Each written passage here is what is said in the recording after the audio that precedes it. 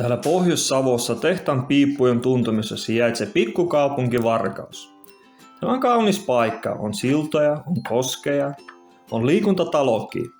Tämä siis ei ole iso kaupunki ja täällä kaikki tietää toisten asiat. Jos haluat pysyä kuulolla, niin käyt uimahallissa saunomassa tai torilla kahvilla, niin paikalliset uutislähteet taatusti kertovat, mitä kylällä tapahtuu. Varkaus on myös nykyaikainen kaupunki. Paljon uusia rakennuksia ja uusia yrityksiä on tullut vuosien mittaan. Ja yksi niistä lukuisista yrittäjistä on Jan. Janilla on YouTube-kanava. Hän luulee olevansa hyväkin bloggaaja. Kattokaa vaikka. Kiitos.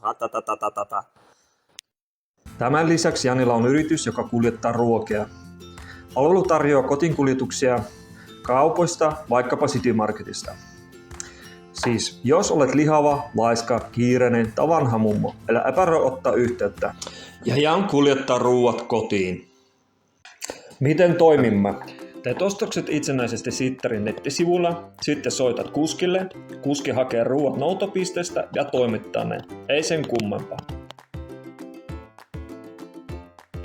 Ruokataksi. Illaksi ruokaa.